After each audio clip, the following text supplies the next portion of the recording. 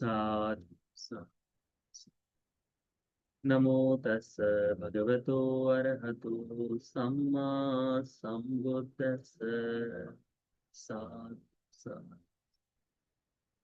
भगवान बुद्ध जी ने ये सूत्र संयुक्त निकाय में किसी एक देवता के समक्ष उनके पूछे हुए प्रश्नों के उत्तर स्वरूप में दिया है। इस सूत्र का नाम है न जीरति सूत्र, जो जीर्ण नहीं हो जाता, ठीक है, जो नष्ट नहीं होता, जो खत्म नहीं होता, उस तरह का यह सूत्र है। न जीरति, जो जीर्ण नहीं होता। तो कोई एक देवता भगवान के पास आते हैं। जेतवन में भगवान उस समय विराजमान थे, जो अनाथ पिंडिक द्वारा दान दिए गए आश्रम में भगवान थे। तो कोई एक देवता अपने प्रकाश से आलोकित करते हुए संपूर्ण जेतवन को भगवान के पास आकर नमन करके एक और खड़ा हो जाता है। और देवता भगवान से इस तरह से प्रश्न पूछता है। क्या पूछता है? किंग जीरति किंग न जीरति, क्या जीर्ण हो जाता है और क्या जीर्ण नहीं होता। जीर्ण होना यानी जो है ना, कुछ समय बाद खत्म होना शुरू हो जाता है। पन्ने जीर्ण हो जाते हैं, कपड़े जीर्ण हो जाते हैं ना। तो वैसे ही जीर्ण हो जाना, धीरे धीरे क्षीण हो जाना, समाप्त हो जाना। तो किंग जीरति, क्या जीर्ण हो जाता है। किंग न जीरति, क्या जीर्ण नहीं होता। किंसु उपथ होती उच्चति। भगवान पूछते हैं, भगवान क्या पूछते हैं कि वह व्यक्ति कुमार्ग, पद्धति का मतलब होता है कुमार्ग क्या है, ठीक है, तो वहां कैसे जाता है। किंसु धम्मान परिपंथ, कि वहां पर जाने का जो मार्ग है ना, यानी धर्म के परे चले जाने का, कुमार्ग पर जाने का मार्ग क्या है। किंसु रतिंदी वक्षयो, दिन रात समाप्त क्या हो रहा है। किंग मलंग ब्रह्मचर्य, ब्रह्मचर्य के लिए मल क्या है, ब्रह्मचर्य के लिए बाधा क्या है। किंग स्नान मनोदकं, कि ऐसा कौन सा स्नान है जो जल के बगैर किया जाता है। कतिंग लोकस्मिन छिद्रानि, इस लोक में कितने छिद्र है, छेद कितने हैं। यथ चित्तंग तिष्ठति, जहां पर मनुष्य का चित्त जो है स्थिर नहीं होता, रुकता नहीं। भगवंतं पुट्ठमागम कथं जाने सुतम मया ते, कि हे भगवान, हम आपके पास इन प्रश्नों का उत्तर मांगने के लिए आए हैं। क्या पूछते हैं देवता भगवान बुद्ध जी से? देखिए, कोई व्यर्थ की बातचीत नहीं। ये जो देवताओं के बारे में धर्मों में भिन्न भिन्न जगह पर ये जो सारा प्रपंच रचा गया है, यथार्थ में वास्तव में जीवन जीने वाले देवताओं का इस तरह से होता है। बिल्कुल सरल प्रश्न भगवान के पास आकर, न कोई माया, न कोई ऐसा चमत्कार, इस तरह से कोई नहीं। धर्म के बारे में, जीवन के यथार्थ को और अधिक तरह से कैसे जान पाए, इसके लिए। क्योंकि दिव्य लोक में कोई जब जन्म लेता है तो वो अपने किए हुए पुण्य के स्वरूप से जन्म लेता है। जब ये पुण्य जैसे जैसे बढ़ते जाएगा, तो वैसे वैसे उसमें मुक्ति की चेतना भी बढ़ते जाती है ना। तो ये देवता लोग बड़े सरलता से आकर पूछते हैं भगवान से, इन्हीं तरह से प्रश्न पूछते हैं कि भगवान, हम इसका भी अर्थ जानना चाहते हैं। कई बार देवता लोग जो है जो प्रश्न पूछते हैं, उसके पीछे आशय ऐसा रहता है कि मैंने अतीत जन्म में जो किया है उसके स्वरूप में आकर यहाँ आया हूँ। मैं भगवान से पूछ लूं कि क्या जिस कर्म को कर कर मैं देवलोक में आया हूँ, यही वो कर्म है जो देवलोक के लिए जन्म के लिए है। तो ऐसे भी प्रश्न कि हाँ किया है। और भगवान बताते कि हाँ, दान देने वाला, सील का पालन करने वाला, धर्म का आचरण करने वाला सुरति जाता है, तो वो कहता है, बड़ा आनंदित होता है कि मैंने मनुष्य लोक में ये सब किया है। यही सारे प्रश्न इस तरह से। तो भगवान के पास ये देवता बड़े सुंदर प्रश्न पूछता है, कहता है क्या जीर्ण होता है, क्या जीर्ण नहीं होता। कुमार्ग क्या है, और उस पर कैसे कोई व्यक्ति चलता है। धर्म का विरोधी क्या है, धर्म के लिए बाधक क्या है। दिन रात क्या क्षीण होता है, दिन रात क्या खत्म हो रहा है। और इस लोक में कितने छिद्र है, जहां पर चित्त एकाग्र नहीं होता, ब्रह्मचर्य के लिए बाधक क्या है, और बगैर बगैर स्नान का, बगैर उदर जल का, बगैर जल का स्नान क्या है। ये भगवान हम आपको ये प्रश्न पूछते हैं। तो भगवान बुद्ध जी भी उन देवताओं को बड़े सुंदर तरीके से इन प्रश्नों के उत्तर देते। क्या कहते हैं भगवान कि रूपम जीरति मच्चानम, मनुष्य की मृत्यु के बाद ये जो शरीर है ये जीर्ण हो जाता है, गल जाता है, सड़ जाता है, खत्म हो जाता है। लोग जला देते हैं तो जर जीर्ण हो गया, खत्म हो गया है। हड्डियां बच जाए वो भी धीरे धीरे पाउडर बनकर खत्म हो जाती है। तो रूपं जीरति मच्चानन, मनुष्य जो है, इस मनुष्य का, इस मरने वाले व्यक्तियों का यह जो रूप है, ये रूप पुराना हो जाता है, जीर्ण हो जाता है, खत्म होता है। ठीक है। नाम गोत्रम जीरति, नाम और गोत्र नहीं जीरो। अब बचपन में आप जन्म लिए, ठीक है, बचपन में आपको नाम दिया गया, ये नाम आपका है, ठीक है। धीरे धीरे वो छोटा सा बालक, चलने वाला, फिर दौड़ने वाला, फिर बड़ा हो जाता है, फिर और बड़ा होता है, वो अपना पूरा, और धीरे धीरे धीरे ये शरीर बढ़कर फिर बुढ़ापे की ओर झुक जाता है, और धीरे धीरे ऐसी स्थिति में आ जाता है कि चलने में भी मुश्किल आ जाए। तो ये धीरे धीरे क्या हो गया शरीर का, ये जीर्ण हो रहा है।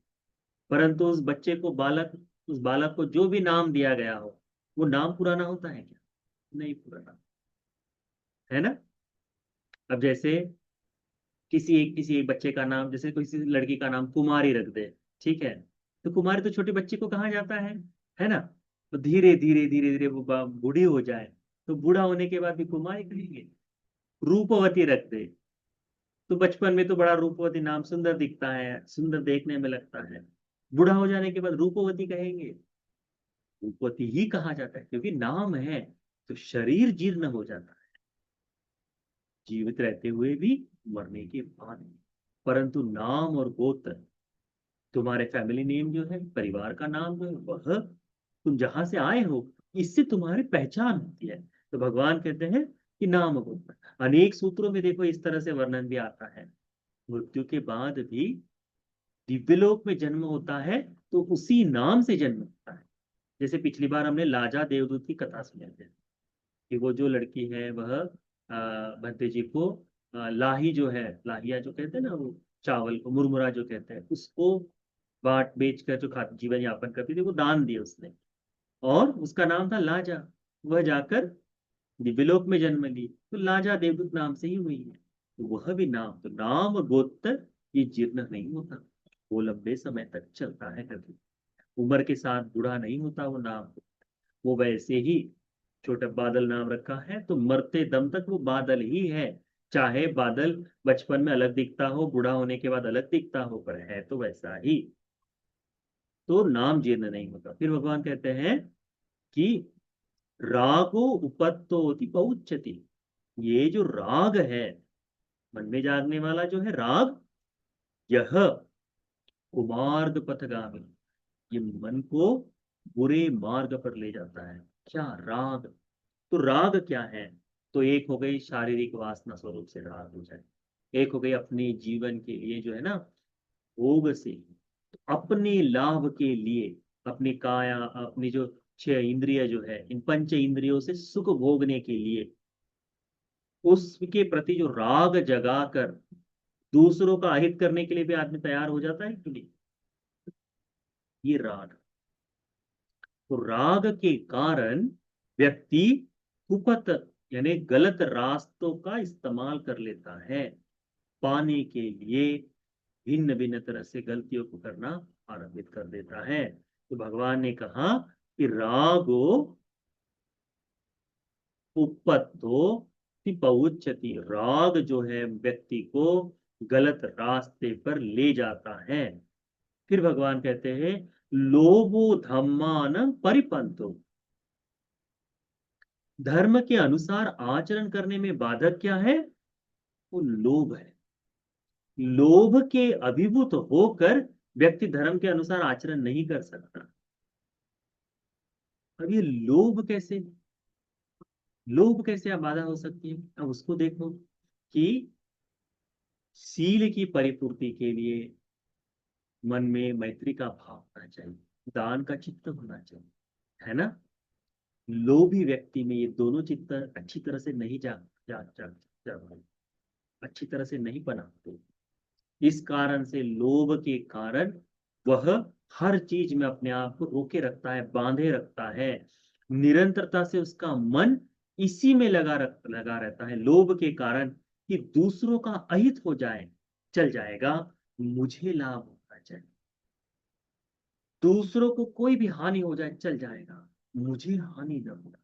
तो इस कारण से धर्म के लिए, धर्म के अनुसार जो जीवन जीना है, वो जीवन जीना बड़ा कठिन चलता है। दान का या त्याग का अर्थ ये नहीं कि आप अपना सर्वस्व लुटा दें, ये कभी नहीं कहा है, भगवान ने ये कभी नहीं कहा। परंतु जो देकर आप में आनंद जागता है, ये आनंद आपके धर्म के आचरण के लिए बड़ा लाभदायक, बहुत लाभदायक। आप देखिए, आप लंबे समय से भिक्षु संघ की सेवा में है, धर्म के आचरण को करने की कोशिश कर रहे हैं, अपने जीवन का एक पुराना बहुत लंबा हिस्सा आप देखिए, जब आपके मन में दान का स्वभाव बड़ा कम जागता था, बड़े विरले ही जागता था, ऐसे समय में धर्म के आचरण के प्रति आपकी चिंतन क्या था, आपका विचार क्या था, तो आप पाएंगे उस समय चिंतन का भाव भी कम था। आज आपके मन में दान का चित्त है, ऐसा नहीं कि आप बहुत दान देकर प्रति निरंतरता से ऐसा नहीं। रोटी बनाते समय थोड़ा सा, कहीं थोड़ा सा आटा डाल के कहीं रख दी, घर के बाहर थोड़ा सा एक रोटी खिला दी, दान पर्याप्त हो जाता है, किसी जानवर को भी मिल जाए वह। परंतु देने का भाव, कई बार ऐसा होता है ना, एक रोटी बाहर रखी और दिन भर सूख गई, कोई नहीं खाया, इसको समझ में नहीं आता, वो रोटियां बिना ऐसे फेंक देते हैं, मेरे को मालूम है कितना मेहनत से मैं कमा के लेकर आता हूँ करके। ऐसा भाव कर, ऐसे बात करने वाले लोग भी हैं, खुद भी काहे के लिए, वो अपना खाएंगे अपना जिएंगे, इस तरह से कहने वाले। तो ये जो दान गुण है, तो लोभ जो है, यह अपने चित्त को मृदुता लाने के लिए, धर्म के अनुसार आचरण करने के लिए बाधक बनता है समय समय पर, वसील के लिए भी, ध्यान के लिए। क्योंकि आरंभ से ही वो गलत दिशा में चिंतन करना चालू हो जाए, तो वह आगे नहीं बढ़ पाता। तो भगवान ने कहा कि लोभ धर्म के कार्य में, धर्म के लिए बाधक, धर्म के जीवन के लिए बाधक दिखाई देता है करके। लोभो धम्मानं परिपत्तो, धार्मिक कार्य करने के लिए, धर्म के अनुसार जीने के लिए लोभ जो है, ये बाधक धर्म बनता है। फिर कहते हैं भगवान, वयो रत्तिंदी वक्षयो, दिन रात यदि कुछ क्षय हो रहा है, दिन रात यदि कुछ समाप्त हो रहा है, तो हमारी आयु जो है दिन रात क्षीण होते जा रही है। आप देखिए, हर दिन जन्म का उत्सव मनाते हैं हम, हैप्पी बर्थडे करते हैं, विश करते हैं, केक काटते हैं, कैंडल जलाते हैं सब। उसके बाद, उस दिन के बाद, आप पहले 25 साल के थे, 26 के हो गए। एक रात्रि में धीरे धीरे बढ़ रहा है, एक एक कदम मृत्यु के तरफ जा रहे हैं, है ना। हम में से कोई भी नहीं, न मैं न आप, सब कोई व्यक्ति नहीं जो कह ले कि आज की रात मैं अपनी आयु नहीं बढ़ने दूंगा, आज का दिन मैं अपनी आयु नहीं बढ़ने दूंगा, संभव ही नहीं है। बढ़ रहा है, बढ़ रहा है। अब तो वो लोग भी है ना, कि जो कहते हैं मेरा आधा साल मैं मनाऊंगा करके, तो हाफ हाफ ईयर बर्थडे करके सेलिब्रेट करते हैं, क्वार्टर ईयर बर्थडे सेलिब्रेट करते हैं। जब बच्चा जन्म लेता है, तो मेरा बच्चा 4 महीने का, 6 महीने का हो गया, 12 महीने का हो गया करके, वो जो अलग अलग तरह से सेलिब्रेट करते हैं, वही दिन प्रतिदिन, दिन रात यदि कुछ क्षीण हो रहा है, तो हमारी आयु क्षीण हो रही है। तो भगवान कहते हैं कि आयु वयोरतिंदी वक्षयो, दिन रात यदि क्षय कुछ हो रहा है, तो हमारी उम्र है। इति मलम ब्रह्मचर्य, स्त्री जो है ब्रह्मचर्य के लिए मल है। ब्रह्म मल का मतलब होता है जैसे आयस, आयस यानी लोहा, लोहे का मल क्या है, उसको जंग लग जाता है, उसका जंग। तो जब लोहा पानी में धरा रहे, पानी में भीतर में लगा रहे, तो धीरे धीरे क्या होता है, उसमें जंग। लोहे पर पानी छिड़कते रहो, धीरे धीरे क्या हो जाता है, उसे मन लग जाता है। वैसे ही ब्रह्मचारी के लिए है स्त्री से अलग रहना। स्त्रियों के लिए ये जो है, ये पुरुष के लिए उपदेश दिया था भगवान ने, ये जो बताया है ये किसी देवता ने, यदि कोई महिला ये प्रश्न पूछती कि भगवान, क्योंकि भिक्षुनियों को भगवान यही उत्तर दिया है कि स्त्रियों के ब्रह्मचर्य के लिए पुरुष, स्त्री के लिए यदि आप ब्रह्मचर्य का पालन करना चाहते हैं और आपके मन में वासना जाग जाए और आपके पास वहां कोई है, तो क्या होगा? आप ब्रह्मचर्य को आसानी से पालन कर पाएंगे? नहीं कर पाएंगे। दिन रात भगवान के समय में हुआ ही है। एक भिक्षु थे, यानी ये जो ब्रह्मचर्य के लिए माता पुत्र का रिश्ता भी ऐसा कुछ है। एक भिक्षुणी थी भगवान के समय में, जब गर्भ रह गया था उसके बाद उसके मन में जब इच्छा जागी थी भिक्षुणी बनने की, तो वो भिक्षुणी बनी और बाद में उनको बच्चा हो गया। तो पहले से है करके जानकर, तो बालक तो कम से कम बहुत छोटा है, तो बचपन में उन्होंने उसको दूध आदि पिलाकर बड़ा किया। अब ये माता है, बच्चा भी भिक्षु संघ भिक्षुनियों के पास बड़ा पला बड़ा है, तो निरंतरता से ही उसके मन में वो भाव आ गया। मैं छोटा 7 साल का होने के बाद वो भिक्षु बन गया। भिक्षु बनने के बाद धीरे धीरे धीरे उसका हमेशा कि मम्मी को देखने जाना है बालक। भिक्षुनी है, तो निरंतरता से चलते गया। समय के साथ ऐसा भी हुआ कि इन दोनों का अधिक से अधिक समय बिताने से पुत्र के मन में माता के प्रति राग जाग गया, भिक्षुनी के मन में भी पुत्र के प्रति राग जाग गया।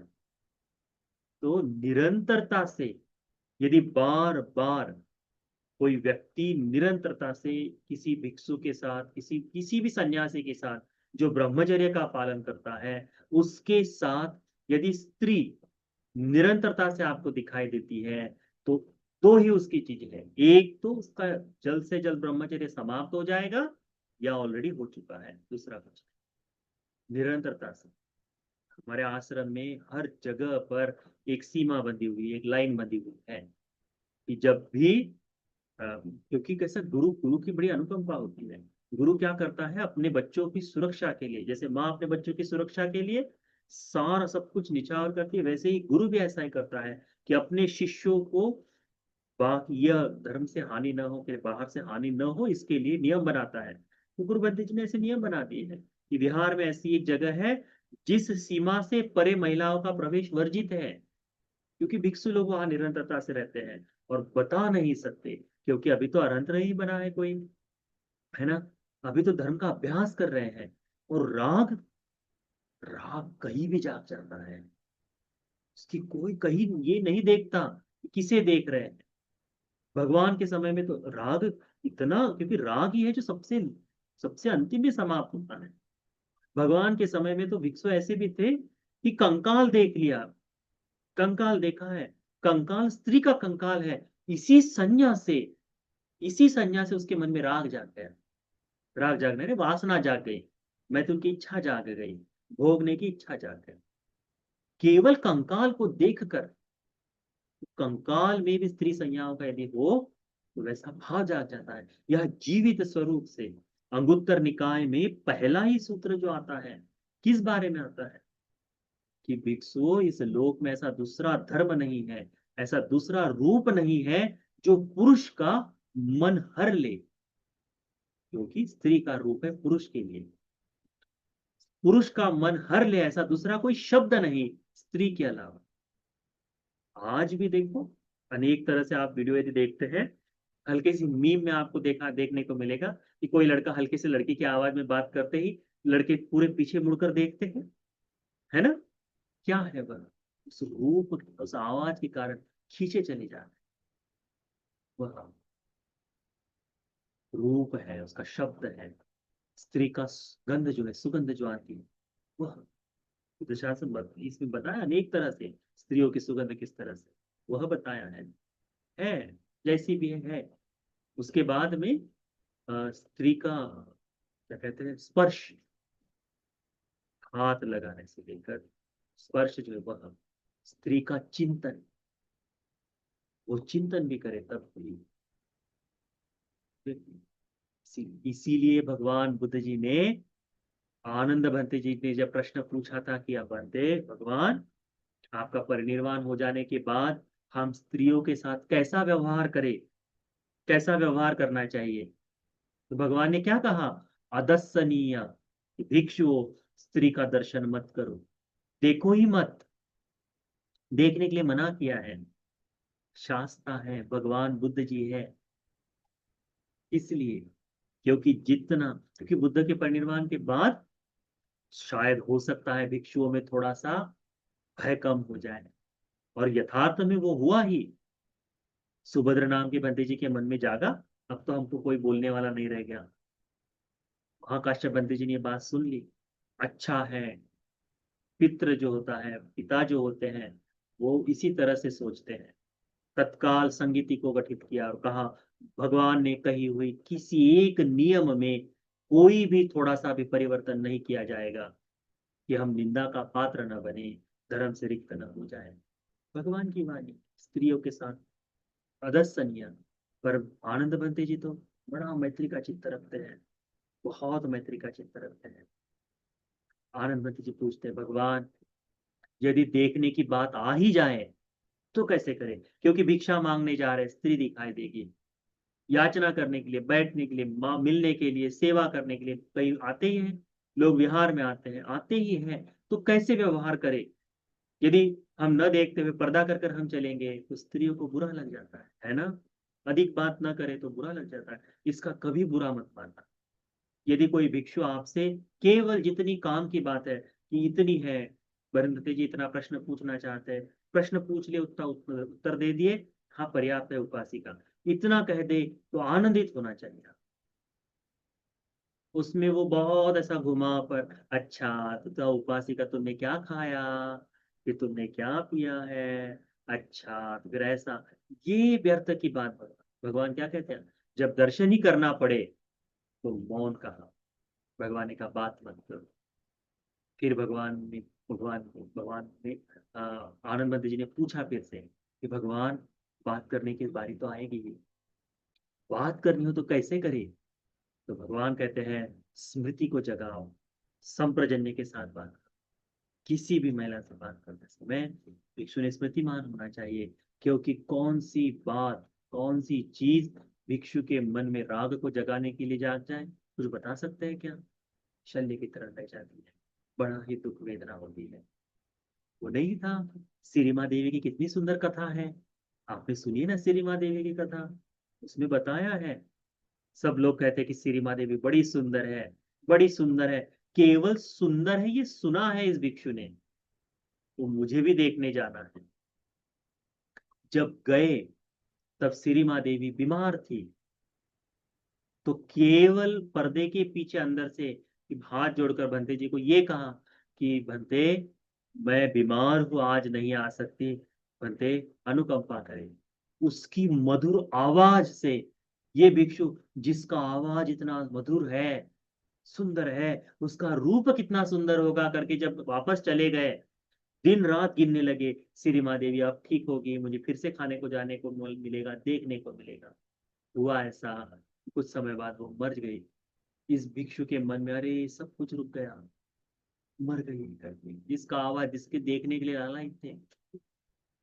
भगवान बुद्ध जी अनुकंपा जगाए, क्या किए, कहे श्री माँ देवी के शरीर की उत्तर क्रिया मत करो, उसको 2-3 दिन रहने दो। रखा गया, महामार्ग पर लेकर आए, चार चौराहे पर लेकर आए, और बताया कि अब इसकी बोली लगाकर, इस स्त्री के साथ तू रहना चाहता था पहले, तो हजारों आशार्पण मुद्राएं देकर वह बिताते थे, गणिका थे। अब इसको कोई लेना चाहे तो एक एक करके कोई फ्री में ले जाए, तब भी लेने के लिए तैयार नहीं। क्यों, क्योंकि ये श्री माँ देवी का शरीर 3 दिन में फूल गया था, पीप बह रहा था, नीला पड़ गया था। आप देखा है ना, ऐसा शरीर पड़ जाता है, पड़ गया। उस भिक्षु को समझाए, भिक्षु ये है शरीर के यथार्थ, ये सत्यता है। इस खराब इस काया के प्रति तुम मन को जगा रहे हो। तब भिक्षु को समझ में आया कि कितना मूर्ख था मैं। भगवान बुद्ध जी उस समय थे वहां, इसीलिए संभव हो गया। आज कौन है। तो भगवान ने ये जो बताया है, इच्ची मलंग ब्रह्मचर्य शस्त्रिया, तो आप हमारी माँ बहनों से बड़ी विनंती है कि जब भी कभी भिक्षु आपसे केवल सटीक तौर पर बात करे, तो आपने बहुत आनंदित होना चाहिए कि भक्ति जी में अभी इच्छा है कि, और संयम की इच्छा रखते हैं। नहीं, बात जो करे वो अच्छी बात है, उसमें कोई आपत्ति नहीं, परंतु भंते जी अपने आप को बचाकर चलना चाहते हैं, थोड़ा संयम चाहते हैं, इस तरह से सोचकर आप माता लोगों ने अनुकंपा करनी चाहिए भंते जी पर। ठीक है भंते, ठीक है भंते जी करके इस तरह से। बहुत ही सुंदर। किसी भी प्रश्न को पूछने के लिए घबराने की आवश्यकता नहीं। धर्म विषयक प्रश्न पूछने में बहुत स्वागत है, परंतु ब्रह्मचर्य के लिए तो जितनी समीपता, हमने हमेशा अक्सर बताया है कि भिक्षुओं के साथ हमेशा हाथ भर दूर, हाथ भर दूर। आप देखो श्रीलंका में हो जाए, थाईलैंड में हो जाए, बर्मा में हो जाए, भिक्षु लोग एक पंखा हाथ में रखते हैं। आपने देखा होगा, वो ताड़ के पत्रों का बना होता है पंखा। किस लिए है ये? कि वह अपने सामने रखे कि रूप निमित्त उसके मन में न बैठ जाए। कई बार ऐसा होता है।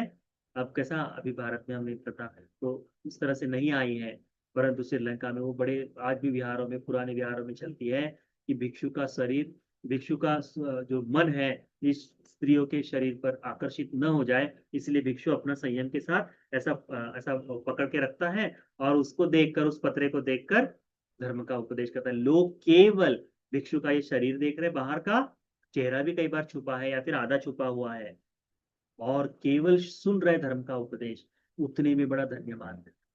तो इसमें कहा है इत्थि मलंग ब्रह्मचर्य स, इसको एथायं सज्जते पजा।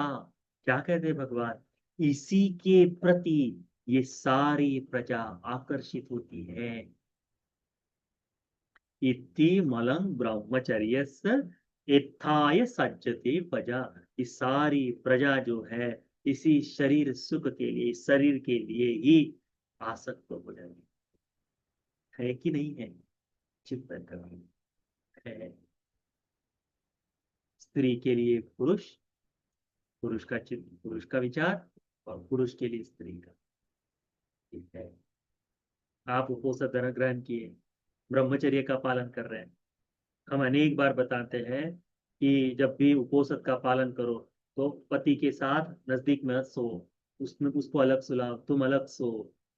रात्रि है, बता नहीं सकते, शीलभंग न हो जाए। अलग अलग भिन्न, उस दिन अलग भिन्न। तो उस तरह से संयम करना पड़ेगा, तब तो हो पाएगा। क्योंकि यही तो है जहां पर सारा का सारा विश्व, हम बुनते ही है। बच्चा पैदा होते ही लड़की है इसकी शादी कर देंगे, लड़का है इसकी शादी कर देंगे, इसी बारे में चल रहा है चित्र। तो भगवान कहते हैं, उसके बाद में कहते हैं भगवान, तपोच ब्रह्मचर्य, तप करना। तप किस लिए? तो अपनी जो क्लेश है, अपने जो अंदर की जो गंदगी है, इसको नष्ट करने के लिए प्रयास, तपोच, तप करना उसका है।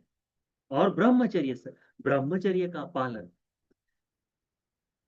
तंग स्नान मोदन, हाँ, स्नान मनोदक, बगैर जल के नहाना, इसे ही कहते हैं। इसे अकुशल को दूर करने के लिए उत्साहित होकर अभ्यास कर रहा है और ब्रह्मचर्य का पालन कर रहा है, तो बगैर जल के नहा रहा है, ऐसा कहा जाएगा। ऐसा कहा जाएगा। भगवान देखो, कहते हैं ना, सील की जो सुगंध है वो हवा के विपरीत दिशा में बहती है, जबकि तगर और चंदन की सुगंध केवल हवा की दिशा में बहती है। फिर कहा है, छह लोकस्मिं छिद्रानि, छह छिद्र है इस लोक में, यथ चित्तं न तिष्ठति, जहां चित्त बैठता नहीं है। भगवान कहते हैं आलस्यं च प्रमादो च, आलस्य एक, प्रमाद दो। देरी करना जो है, जो तत्काल कर लेने का काम है, आज नहीं कल करूंगा, कल नहीं परसों, उस तरह से आलस्य ने पड़े रहने का भाव, जो अरे क्या जा, ऐसा वो आलस्य है। प्रमाद जो है कि जो काम हाथ में लिया उसे करने में देरी कर रहा है व्यक्ति। अनुत्थान असंयम, अनुत्थान यानी जिसकी हानि हो गई, जो सील टूट गया, क्षमा याचना कर कर तत्काल सील पर आ जाना चाहिए। क्षमा याचना मांग कर, अरे मेरा सील टूट गया, मैं झूठ बोल दिया, तो संध्या के समय हो गया, सुबह के समय हो गया, फिर से भगवान को नमन करके पुनः सील पर स्थापित स्थिर हो जाए।